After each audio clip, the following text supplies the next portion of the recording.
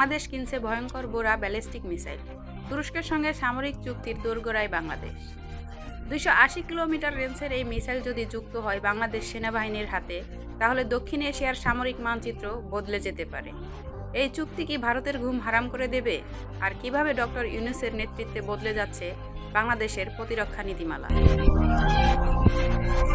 2025 সালের জুলাই আন্তর্জাতিক সংবাদ মাধ্যমে এখন আলোচনা, বাংলাদেশ কি তুরস্ক থেকে বোরা ব্যালিস্টিক মিসাইল কিনছে? এই প্রশ্নের সূত্রপাত 8ই জুলাই। ঢাকায় আসছেন তুরস্কের ডিফেন্স ইন্ডাস্ট্রির প্রধান হালুক গর্গন। এই সফর নিয়ে চলছে জোর গুঞ্জন। ঢাকায় বসছে এক ঐতিহাসিক প্রতিরক্ষা আলোচনা, যেখানে প্রথমবারের মতো উচ্চ পর্যায়ে আলোচনা হবে তুরস্ক থেকে অত্যাধুনিক বোরা SRBM কেনা নিয়ে। কূটনৈতিক সূত্র বলছে, এই সফর শুধু সৌজন্য সাক্ষাৎ নয়, এটি হতে চলেছে একটি কৌশলগত বাঁক।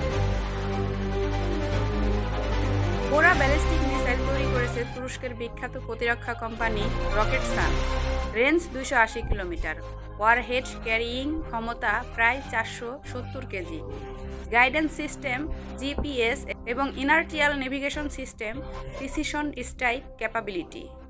এই মিসাইল যদি বাংলাদেশ কিনে, তাহলে সীমান্তবর্তী সামরিক ঘাঁটিতে থাকাকালেই দেশের এক প্রান্ত থেকে অন্য প্রান্তে নিখুঁতভাবে আঘাত হানতে পারবে। বাংলাদেশ 2018 সালে Bora type SRBM short range ballistic missile কেনার বিষয়ে একটি এভুলেশন নোটিশ জারি করেছিল। তখন প্রস্তাবনা ছিল একাধিক রেজিমেন্ট টাইপ এ MLRS SRBM কেনার। কিন্তু শেখ হাসিনার সরকারের সময় বিদেশ নির্ভরতা ও ভারতের চাপের কারণে সেই উদ্যোগ থেমে যায়। বর্তমানে ডক্টর মোহাম্মদ ইউনূসের নেতৃত্বে নতুন সরকার অনেক বেশি স্বাধীন প্রতিরক্ষা নীতি অনুসরণ করছে। এই নীতির আওতায় তুরস্কের সঙ্গে যৌথ কারখানা, UAV এবং ভারী অস্ত্র চুক্তির আলোচনা শুরু হয়েছে। বাংলাদেশের বোরা মিসাইল ক্রয়ের সম্ভাবনা সবচেয়ে বেশি অস্বস্তিতে রয়েছে ভারত, কারণ এই মিসাইলের রেঞ্জ কলকাতা, আসাম, ত্রিপুরা, মেঘালয়ের ঘাঁটিগুলোকে টার্গেট করতে পারে। এমনকি ভারতীয় প্রতিরক্ষা বিশ্লেষকরাও বলছেন, বাংলাদেশ যদি বোরা মিসাইল নেয় তাহলে ভারসাম্য নষ্ট হবে।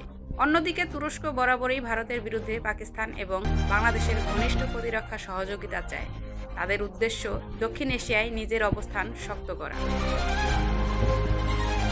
চট্টগ্রাম ও নারায়ণগঞ্জে গড়ে উঠছে বাংলাদেশ তুরস্ক যৌথ অস্ত্র কারখানা। এই কারখানাগুলোতে উৎপাদন হবে ছোট অস্ত্র, ট্যাকটিক্যাল যানবাহন, UAV এবং ভবিষ্যতে সম্ভবত মিসাইলের পার্টসও। বিশেষজ্ঞরা বলছেন, যদি বোরা মিসাইল ক্রয় চুক্তি হয়, তাহলে এর কিছু মেইনটেন্যান্স বা স্পেয়ার পার্টস বাংলাদেশেই তৈরি করা হবে। বাংলাদেশের বর্তমান প্রতিরক্ষা অবস্থান বলছে, দেশটি আর নির্ভরশীল নয়, বরং স্বনির্ভর ও কৌশলগতভাবে সাহসী হচ্ছে। ডক্টর ইউনূস সরকারের অধীনে ভারত ঘেঁষা নীতির পরিবর্তে তুরস্ক, মালয়েশিয়া, চীন সহ বিকল্প শক্তির দিকে ঝুঁকছে বাংলাদেশ। বোরা মিসাইল কিনা শুধুই একটি অস্ত্র চুক্তি নয়, এটা বাংলাদেশের কৌশলগত স্বাধীনতার প্রতীক। এটা শেখ হাসিনার পতনের পর একটি নতুন সামরিক দর্শনের সূচনা, এবং এটা একটি ইঙ্গিত দক্ষিণ এশিয়ার প্রতিরক্ষা ভারসাম্য পাল্টে যেতে চলেছে। তুরস্কের তৈরি বোরা মিসাইল যদি বাংলাদেশে আসে, তাহলে বদলে যাবে যুদ্ধক্ষেত্রের গেম প্ল্যান। আর যারা এখনো বাংলাদেশকে দুর্বল ভাবছে, তাদের জন্য এটা হবে বড় চমক।